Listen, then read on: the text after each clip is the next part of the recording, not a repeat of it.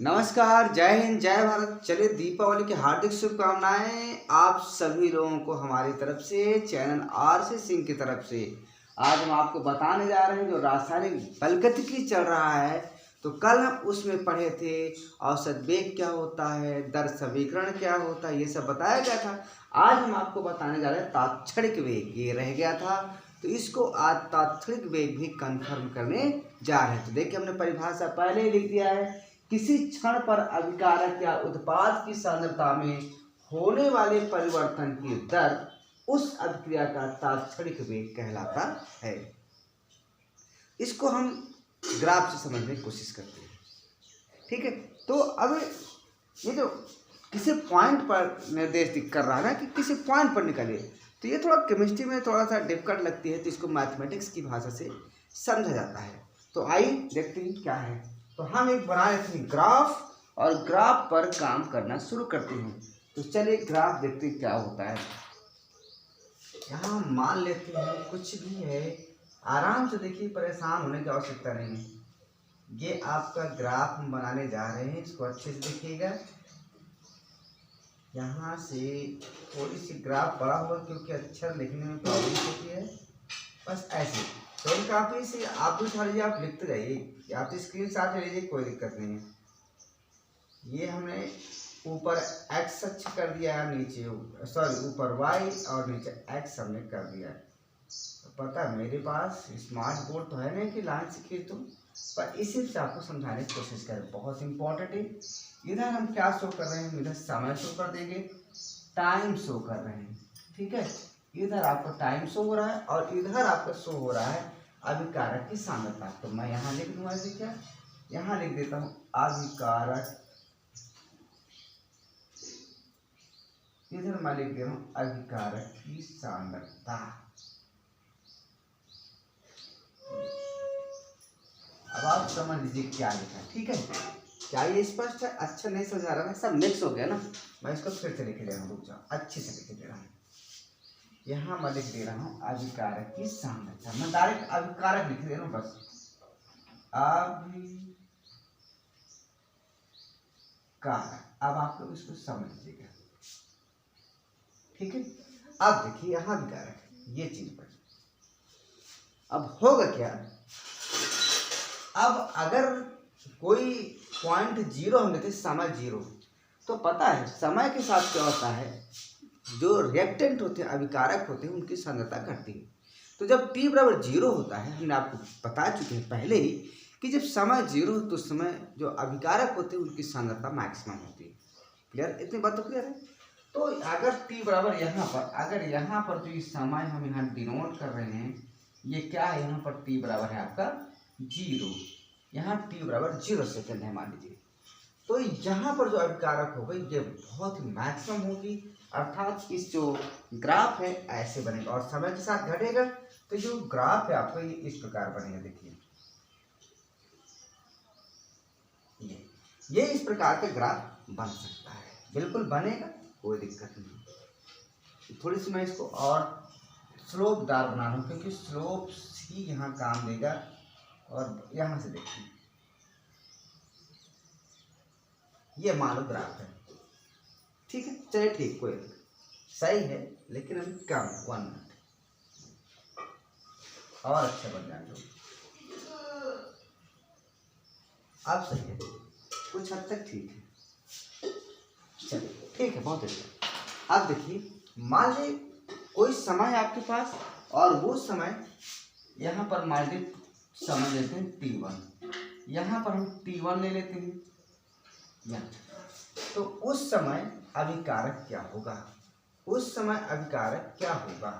तो मान लीजिए अभिकारक उस समय कितना है, मान लीजिए उस समय अभिकारक यहाँ होगा, और तो यहाँ से ये R1 है, और यहाँ से यहाँ पर T1 यहाँ पर। ठीक है, तो इसको अगर हम यहाँ से 9 खेलते हैं तो क्या कुछ ऐसे हो सकता है, बिल्कुल हो जाएगा।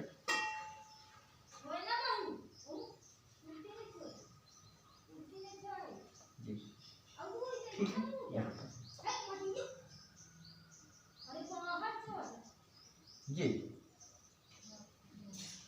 T1 समय पर अभिकारक की जो सांद्रता कितनी थी, R1 की। क्लियर हो गया। फिर मान लीजिए T2 समय पर, मान लो T2 समय पर यहाँ पर मान लीजिए जो अभिकारक है, या थोड़ी और आगे कर दो यार, और आगे कर दो तो थोड़ी, क्योंकि यहाँ पर ले लेते हैं, यहाँ पर आपका T2, तो यहाँ से ऊपर मिलाओ,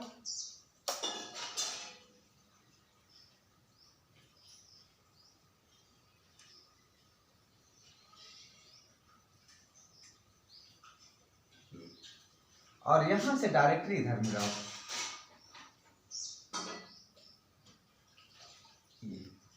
यहां पर सांद्रता हो गई R2। क्या वीडियो नीचे दिखाई दे रहा है अच्छे से या नहीं? मैं बस चेक कर लूं। हाँ ठीक, सही, ठीक है। तो यहाँ देखिए, मान लीजिए T1 समय पर अभिकारक R1 था, इधर हो गया।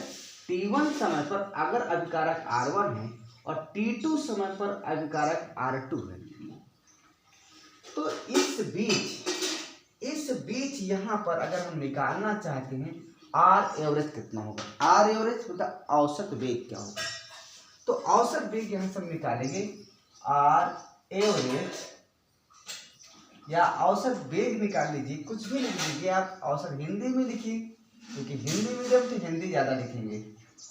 औसत वेग बराबर क्या हो जाएगा, अभिकारक की सांद्रता में परिवर्तन बटे परिवर्तन में लगा समय, यानी माइनस डेल्टा R बटे डेल्टा T, यही तो होता है। अब यहाँ पर क्या हो जाएगा, माइनस तो रहेगा ही, और यहाँ पर हो जाएगा R2, क्या हो जाएगा, R2 हो जाएगा माइनस R1 बटे T2 माइनस T1, यही तो होगा आपका, यही तो लिख सकते हैं, बिल्कुल लिख सकते हैं, क्यों नहीं लिख सकते हैं भाई, ये ठीक है। तो यहाँ पर एक निश्चित, यानी समय T1 से T2, समय T1 से T2 पर औसत वेग क्या होगा, ये होगा। चूंकि अभिकारक की सांद्रता घट रही है, चूंकि अभिकारक की सांद्रता घट रही है, तो आप क्या कर सकते हैं, R2 माइनस R1 कर सकते हैं, बिल्कुल करेंगे। अब यहां देखिए, अगर हम कह दें कि हम इस क्षण में, किसी क्षण, ये पूरा देखिए जो आपका औसत वेग है ना, ये T1 और T2 के बीच का है, सांद्रता R1 से R2 हो गई उस समय, तो ये यहां से यहां तक का पूरा समय है। लेकिन अगर हम एग्जैक्ट पॉइंट पर करते हैं, किसी एक पॉइंट पर निकालें, मान लीजिए हम इसको थोड़ी सी और स्लोपदार बना दूं क्योंकि ये कम स्लोप, हाँ ये ऐसे मान लो, यहाँ पर अगर मैं निकालना चाहता हूँ, भाई देखो सेट करना पड़ता है, ये यहाँ पर मैं एग्जैक्ट पॉइंट यहाँ पर अगर निकालना चाहता हूँ, सिर्फ एक पॉइंट पर निकालना चाहता हूँ, मान लीजिए हम यहाँ पर लिख देते हैं, ये समय आपका T है, यहाँ पर जो समय आपका है T, इस T समय पर मैं निकालना चाहता हूँ इसका वेग क्या है, तो यहाँ क्या करेंगे, इस जगह एक जो है हम खींच देंगे स्पर्श रेखा इस बिंदु पर, क्या कर देंगे, स्पर्श रेखा खींच देंगे इस बिंदु पर।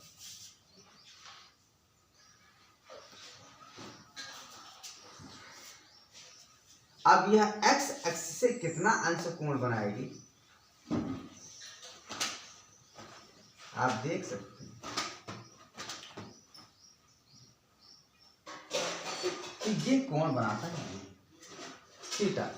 यही जो झुकाव होता है ना, यही क्या होता है, प्रवणता, ढलान, स्लोप, इस थीटा को कहते हैं। और ये थीटा का 90 डिग्री से ज्यादा है, थीटा का हमारा अगर 90 डिग्री से ज्यादा है तो जिसका झुकाव आएगा नेगेटिव होगा। पर फिलहाल हम आपको यहाँ समझाने जा रहे हैं तात्क्षणिक वेग। तो टी समय पर हम क्या करेंगे, यहाँ पर इस पर रेखा खींचेंगे और यहाँ पर एक छोटा सा त्रिभुज बना देंगे। क्या बना देंगे, इस बिंदु पर छोटा सा त्रिभुज बना देंगे।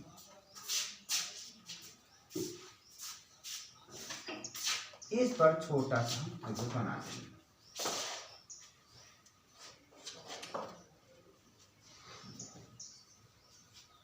तो अब जो यहां से यहां तक है ये वाला पॉइंट, ये हमारा आपको हो जाएगा dt हो जाएगा। क्या हो जाएगा, छोटा सा।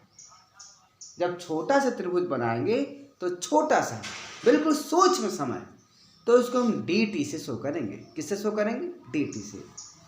और जो अभिकारक है ना, ये जो अभिकारक है जो R1 R2 हो रहा था, इसको हम dr से शो करेंगे। किससे सारे शो करेंगे, dr से।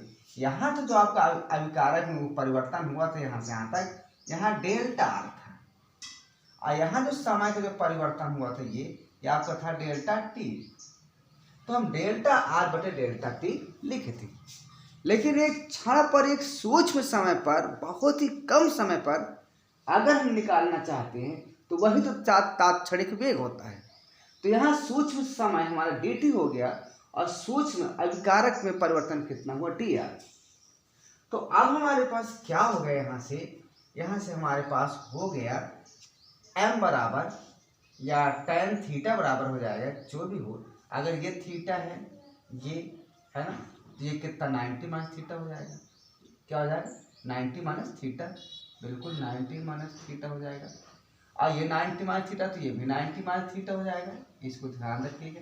ये तो यहाँ से जो tan थीटा हो जाएगा, अगर यहाँ तो देखिए 90 डिग्री है, अगर ये 90 डिग्री है, ये 90 माइनस थीटा है, तो यहाँ से क्या हो जाएगा, tan 90 minus theta, tan 90 minus theta बराबर क्या हो जाएगा, लंब बटे आधार होता है, यानी dr बटे क्या हो जाएगा, dt होता है।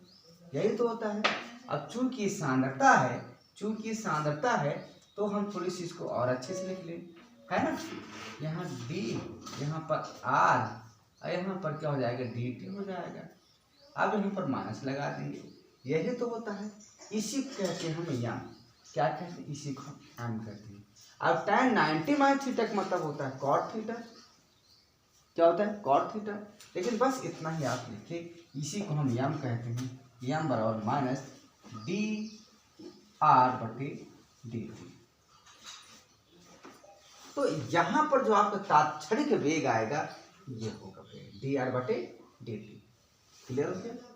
अब अगर इसी प्रोसेस को हम प्रोडक्ट पर देख लें, इसी प्रोसेस को हम अभिकारक उत्पाद के लिए देख लें, तो क्या होगा, तो जरा देखिए थोड़ा सा। अब जल्दी से मैं बना देता हूँ आपको, फटाफट इसको देखिए।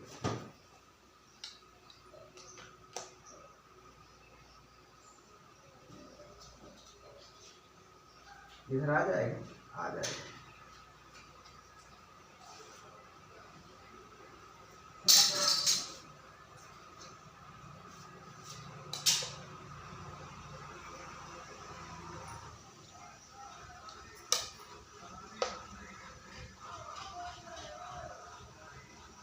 कोई जरूरी नहीं आप बना सकते हैं, लेकिन मैं बड़ा बता देता हूँ। अब प्रोडक्ट की बात है, तो जब t समय था भैया, तो उस समय प्रोडक्ट तो जीरो था ना, बिल्कुल था। तो यहाँ से जीरो शुरू करेंगे ऐसे। ये आपका ग्राफ हो गया। क्या इधर दिखाई दे रहा है, बच्चे कर लूँ? हाँ ठीक है, दिखाई दे रहा है, कोई दिक्कत नहीं।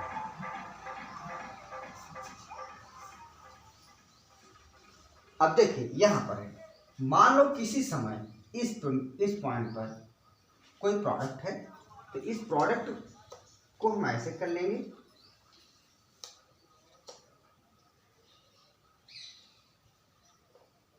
अरे यार, इधर पर कुछ लिख तो दो, लिखे नहीं, बस शुरू कर दिए ग्राफ बना, रटे हो क्या? ये है ना, ये यहाँ पर हम डैश डैश डैश डैश दिखा देंगे हल्का हल्का। ये यहाँ पर आपका क्या था, P1 था, मान लीजिए यहाँ पर क्या था, P1 है, तो यहाँ P1 लिखे दे रहे हैं। और यहाँ पर क्या है आपका t1 समय है, t1। फिर कुछ देर बाद t2 समय पर मान लीजिए यहाँ हो गया आपका, ये हो गया, और जो उत्पाद है वो ये हो गया आपका, ये हो गया, है ना। तो यहाँ ये t2 समय है और ये आपको उत्पाद हो गया p2 आपका। क्लियर हो गया? बिल्कुल है। तो अब मुझे ये बताओ, जो हमारा डेल्टा पी है वो क्या हो जाएगा, यहीं से यहीं तक तो होगा, ये हो गया डेल्टा पी, और जो डेल्टा टी है ये हो जाएगा आपका डेल्टा टी। तो यहाँ से यहाँ तक समझ, मान लो पॉइंट आपका यम है, सॉरी अरे यार यम है, ये यम है। तो पॉइंट यम से यम तक जो अभिक्रिया का औसत वेग है, जो अभिक्रिया का औसत वेग है वो क्या हो जाएगा, हम यहाँ से लिख सकते हैं औसत वेग इस पॉइंट यहाँ से यहाँ तक वो हो जाएगा आपका, क्या हो जाएगा,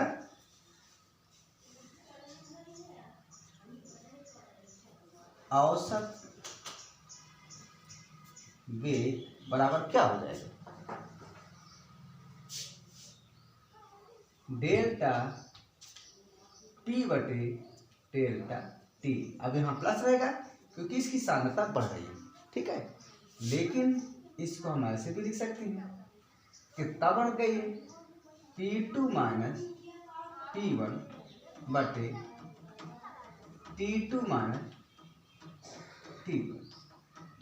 अब चूंकि देखो फिर वही बार बार वही गलती, बार बार वही गलती, P2 सांद्रता है ना, अब P1 ये भी सांद्रता है, ये तो ये हो गया आपका औसत वेग, ठीक है। पर अगर आपको इस पॉइंट पर अगर आपको तात्क्षणिक वेग निकालना है तो यहाँ आप क्या करेंगे, एस पर से रेखा खींच देंगे, क्या करेंगे, एस पर से रेखा खींच देंगे। तो यहाँ जब एस पर से रेखा खींच देंगे इस पॉइंट पर, तो देखिए क्या होगा,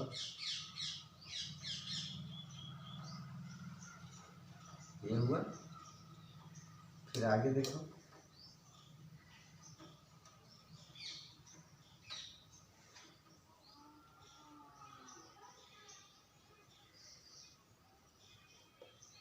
ये तो ये देखिए क्या हुआ। अब अगर यहाँ से हम पैरेलल लाइन खींच देंगे तो मान लो एक्स अंश बना रही है, एक्स थीटा बना रही, यानी आपको जो कोण बना रहा है थीटा बना रही एक्स अक्ष के साथ। भाई अगर यहाँ से हम खींच देंगे, अगर इसके समांतर रेखा खींचते तो यहाँ पर थीटा ही तो हो जाएगा। तो यहाँ हम क्या करेंगे, एक सूक्ष्म दूरी लेंगे, इधर ये, और इधर भी सूक्ष्म दूरी हम लेंगे,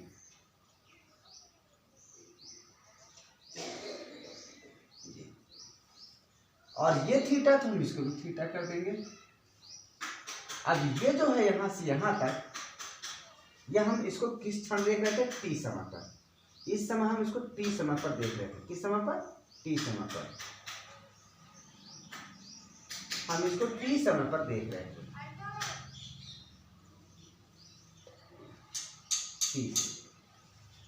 इधर आपको समय आपको बताया नहीं गए, इधर आपको प्रोडक्ट था, उत्पाद है लिखा हुआ, कोई दिक्कत नहीं।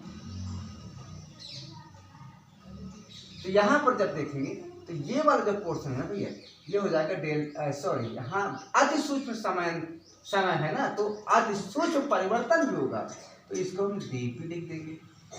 और यहाँ क्या हो जाएगा, यहाँ से यहाँ तक जो समय आपका ये हो जाएगा आपका dp। तो अब यहाँ पर जो आपका तात्क्षणिक वेग है वो हो जाएगा r instantaneous equal to dp बटे dt। तो ये रहा आपका तात्क्षणिक वेग और औसत वेग की क्लैरिटी।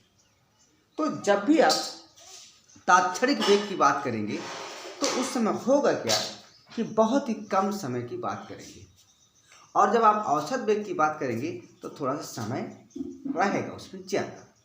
तो इस ग्राफ को स्क्रीनशॉट लीजिए और समझ लीजिए अच्छे से। और अगर वीडियो थोड़ा सा भी अच्छा लगा हो तो लाइक करिए, सब्सक्राइब कीजिए, शेयर कीजिए। फिर हम इसके बाद इस पर सवाल समझाएंगे। ओके, स्क्रीन शॉट लीजिए तब तक आप लोग।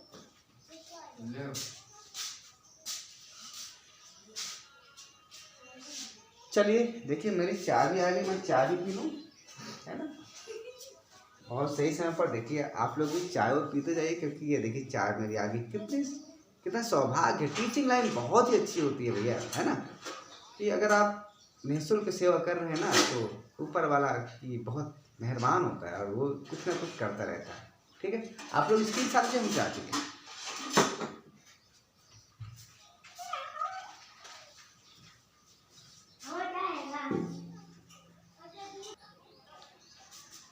चलिए हो गया, हमने चाय पी लिया, आप लोग भी स्वस्थ रहे होंगे, मजे लीजिए आप लोग भी। अब देखिए मैं एक सवाल इस पर बताने जा रहा हूँ, आप देखिए अच्छे से। ठीक है, ये सवाल है, बहुत ही अच्छा सवाल है, ग्राफ से संबंधित सवाल है। क्योंकि परीक्षा का जो नजरिया बदल गया है, परीक्षा का देने का जो उनका प्रोसेस है वो सब बदल चुका है ना। तो आप यहाँ से इस सब को क्या करो, डिलीट करो और नया चीज लाओ। तो मान लीजिए एक ग्राफ दिया है आपके पास, सवाल है और ग्राफ आधारित सवाल है। जरा देखिए यहाँ पर एक ग्राफ मान लीजिए ऐसे दे दिए, ये सवाल है आपका, है ना। थोड़ी सी और बड़ा बनाने क्या, क्योंकि ये ग्राफ है तो बड़ा बनना चाहिए, क्योंकि अक्षर आपको दिखाना चाहिए। और यहाँ से इस प्रकार भी आपका रुक जाओ यार, यहाँ से आपका ये ग्राफ हो गया, ये सवाल है आपका। सवाल देखिए, सवाल बनाना भी सीखे आप लोग। अगर सवाल बनाना नहीं सीखेंगे तो फिर सवाल आएगा नहीं। यहाँ है, ठीक है। और यहाँ से क्या है, कोई एक ग्राफ ऐसे ये दे देंगे। और यहाँ पर क्या कह रहा है कि किसी क्षण मान लीजिए यहाँ पर T1 है और यहाँ पर क्या है आपका T2। यहाँ आपका T1 बराबर 0, यहाँ T1 है, यहाँ T2 है। और T1 बराबर, जब T1 है तो उस समय जो अभिकारक है उसकी सांद्रता मान लीजिए कुछ है, अभी कुछ मान लेते हैं। मान लीजिए T1 बराबर आपका 2 सेकंड लीजिए, यहाँ बराबर 2 सेकंड लीजिए, ठीक है। तो 2 सेकंड में जो अभिकारक है मान लीजिए उसकी आपकी मोलक संख्या R1 मान लीजिए 10 मोल है, ठीक है। मान लीजिए हमने T1 समय पर क्या लिया, T1 मतलब 2 सेकंड, 2 सेकंड में अभिकारक की सांद्रता R1 है, मतलब 10 मोल है मान लीजिए। और फिर T2 का मतलब मान लीजिए आपको 4 सेकंड का लिए, ये क्या है 4 सेकंड का लिए। और 4 सेकंड पर जो अभिकारक की सांद्रता बची है मान लीजिए वो कितना है, यहाँ लिख देते हैं, ये आपकी R2 है, R2। और ये आपका बचा हुआ मान लीजिए 6 मोल, ठीक है। यहाँ मोल में ध्यान रखिए कि अभिकारक है, ये हुआ। इधर समय है आपका, ये टाइम से शो हो रहा है। यहाँ पर आपका अभिकारक है, तो क्या अभिकारक क्या इधर दिखाई दे रहा है बेटू, एक मिनट थोड़ा भाई, नहीं फिर आप कहेंगे सर जी क्या बना रहे हैं, कुछ समझ नहीं आ रहा। हाँ ठीक है, दिखाई दे रहा है, ओके, बहुत जल्दी, बस समय ज़्यादा नहीं लेंगे। इधर आपका क्या है, अभिकारक है, ये अभिकारक है ना, अभिकारक की सांद्रता थी, ये इधर समय, ओके। अब क्वेश्चन ये है, यहाँ पर लिखा हुआ हाइड्रोजन, हाइड्रोजन की सांद्रता यहाँ दे रखा है, ये हाइड्रोजन की सांद्रता दे रखी है, ठीक है। अब सवाल ये है, वही है नाइट्रोजन प्लस हाइड्रोजन मिलकर बना रहा है NH3, ये NH3। तो यहाँ पर 2 कर लीजिए, यहाँ पर 3 कर लीजिए। ये आपकी एक अभिक्रिया दे दिया गया और ग्राफ दे दिया गया, यहीं पर लिख देते हैं और नजदीक लिख देते हैं, ताकि आपको समझ में आए कि ये अभिक्रिया जो ग्राफ की दी हुई है ना। नहीं कहेंगे सर जी क्या दे दिए, तो सर जी क्या देंगे, जो सवाल वही दे देंगे सर जी। यहाँ N2 प्लस H2, यहाँ आपको बन रहा है NH3, बैलेंस कर लो इसको, यहाँ 2 करो, यहाँ 3 करो। ये एक अभिक्रिया दिया गया है और अभिक्रिया के लिए ग्राफ दे दिया गया है। T1 बराबर 2 सेकंड पर अभिकारक की सांद्रता 10 थी, T2 बराबर 4 सेकंड पर अभिकारक की सांद्रता 6 है। तो अभिक्रिया के वेग आपको ज्ञात करना है ना, ऐसे दे दिया है। तो आप क्या करेंगे, इसका वेग आपको ज्ञात करना है। तो वेग कैसे ज्ञात करेंगे, देखिए बहुत ही आराम से आप देखिए, इसमें कुछ नहीं लिखना भैया, जो हाइड्रोजन है ना, हाइड्रोजन का रेट ज्ञात करना है, क्योंकि यहाँ H2 लिख दिया है, H2 यहाँ लिख दिया है, इसलिए हमको हाइड्रोजन की दर ज्ञात करना है और किसी का नहीं ज्ञात करना। तो हाइड्रोजन की दर ज्ञात करना मतलब हमको ज्ञात करना है हाइड्रोजन की सांद्रता में परिवर्तन बटे परिवर्तन में लगा समय, व्हाट, ये हमको ज्ञात करना है। समझ में आ गया क्वेश्चन। तो आप देखिए हम लिखेंगे पहले क्या, सबसे पहले हम सॉल्व करने जा रहे हैं, हमको इसको यहाँ पर लिख लेते हैं ताकि हमारे समझ में आए कि हमको ज्ञात क्या करना है, बटे डेल्टा टी बराबर व्हाट, हमको ये ज्ञात करना है। इस बात को आपको ध्यान रखना है, ठीक है। अब देखिए अब इसको ज्ञात कैसे करेंगे, तो अभी आपको बताया गया, कल भी बताया गया, आज भी बताया जा रहा है। क्या बताया जा रहा है कि जो दर समीकरण है अभिक्रिया का, वेग समीकरण है, वो वेग बराबर होता क्या है। तो यहाँ से देखिए क्या लिखेंगे, नाइट्रोजन की सांद्रता में परिवर्तन बटे परिवर्तन में लगा समय और माइनस लगा देंगे, बराबर यहाँ भी माइनस लगा देंगे क्योंकि अभिकारक है हाइड्रोजन, 1/3 लिख देंगे, और यहाँ पर डेल्टा हाइड्रोजन की सांद्रता में परिवर्तन बटे परिवर्तन में लगा समय। फिर क्या लिखेंगे, अब आपका प्रोडक्ट क्या है, अमोनिया है, तो लिख देंगे 1/2 प्लस लिखो चाहे ना लिखो कोई दिक्कत नहीं है भैया, यहाँ डेल्टा लिखो बस, NH3 की सांद्रता में परिवर्तन बटे परिवर्तन में लगा समय। इस ये आपका हो चुका है दर समीकरण या वेग समीकरण आपका हो चुका है। अब अगर इतना सब आपको क्लियर है तो भैया कुछ रह ही नहीं गया, आपको ज्ञात क्या करना है, क्या ज्ञात करना है, वही तो जो आपको ज्ञात करना है, ज्ञात करिए। तो देखिए अब यहाँ से अभी किसके बराबर हो जाएगा भाई, आप देखिए यहाँ से औसत वेग भी हम निकाल सकते हैं, यहाँ से निकालेंगे और क्या निकाल सकते हैं, ये तो होता है हमारे पास, ये तो कंफर्म है। पर हमारे पास जब औसत वेग निकालते हैं तो वहाँ पर क्या होता है, देखते हैं कितना परिवर्तन हो रहा है। तो यहाँ वेग बराबर क्या दिया हुआ है, कितना हाइड्रोजन की सांद्रता में परिवर्तन हो रहा है, तो यहाँ पहले 10 था, बाद में 6 हुआ, R2 माइनस R1 ये तो लगाएंगे, R2 माइनस R1 यानी R2 कितना 6 है, यहाँ आपको 10 कर देंगे, ठीक है। और यहाँ आपको समय कितना लगा, 4 से 2 लगा, 4 से 2 कर दीजिए और साथ में आप माइनस कर दीजिए, यहाँ पर क्या बचेगा माइनस, ऊपर आपका -4 बचेगा, नीचे आपका 2 बचेगा, यहाँ पर कितना हो जाएगा भैया, आपको क्या मालूम कितना हो रहा है, यहाँ पर जरा कैलकुलेट करिए कितना हो रहा है, 6 में से 10 यानी घटाएंगे तो 4 ही तो बचेगा, और यहाँ 2 बचेगा, यहाँ सिंप्लीफाई केवल 2 बच रहा है, क्या बच रहा है, 2 बच रहा है, क्लियर। तो चलिए अब अगर यहाँ तक क्लियर हो गया है तो हमको निकालना क्या है भैया, क्या निकालना चाहते हैं, थोड़ी आप हमको बताएंगे, क्या समझाएंगे, क्या समझा सकते हैं, अगर नहीं समझा सकते हैं तो कोई बात नहीं, समझा सकते हैं तो कोई बात नहीं। तो जरा यहाँ से देखिए क्या होता है भाई, आपको हम एक चीज़ बता दें, क्या बताने जा रहे हैं जरा देखिए, क्लियर करिए। यहाँ से ये किसके बराबर है, इसके बराबर है, यहाँ -4 आया है। अब देखिए मैं थोड़ी सी कंफ्यूज में हूँ कि सही है, देखते हैं, बिल्कुल 4 - 2 रहेगा, 2 रहेगा, तो यहाँ 2 बचेगा, यहाँ पर आपको कितना हो जाएगा +4, यानी 2 सेकंड हुआ, 2 दूनी 4 ही तो बचे, कोई डाउट तो नहीं है, बिल्कुल डाउट नहीं है। अब क्या करेंगे, अब हम करने जा रहे हैं, ये जो वेग है इसके बराबर है, इसके बराबर, इसके बराबर है, तो हमका हाइड्रोजन को लेकर चलना है, तो हम इसको इसके बराबर कर देंगे, इसलिए यहाँ लिखेंगे 1/3 और यहाँ डेल्टा हाइड्रोजन की सांद्रता में परिवर्तन बटे डेल्टा टी बराबर 2 लिख सकते हैं, बिल्कुल लिख देंगे, क्या दिक्कत हमको। अब अगर इतना हमने लिख दिया, अगर हमने इतना लिख दिया तो और क्या लिख सकते हैं बताइए, यहाँ पर माइनस में है, यहाँ पर किस में है, माइनस में है, तो यहाँ पर डेल्टा H2 बटे यहाँ पर डेल्टा T है, और ये हो जाएगा, इधर जाएगा तो 3/2 हो गया। बिल्कुल सही है भाई। आपका देखिए माइनस का मतलब है कि जो अभिक्रिया का वेग है वो क्या हो रहा है, अभिकारक की जो सांद्रता है उसमें कमी आ रही है। तो आपका उत्तर क्लियर हो गया। थोड़ी और इसको चेक कर लेते हैं एक बार कैलकुलेशन करके, उसके बाद आपको ये लगाते हैं। ठीक है, ओके 1 मिनट भाई।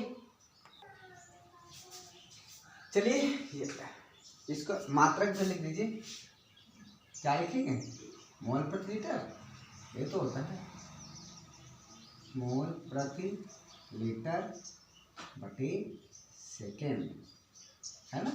या इसको आप ऐसे लिख सकते हैं, मोल लीटर की पावर 1 सेकेंड की पावर 1, दैट इज आंसर। तो ये रहा ग्राफी विधि के द्वारा रासायनिक बलगति को समझाने का प्रयास किया गया। और वीडियो अच्छा लगा तो लाइक करें। जय हिंद, जय भारत।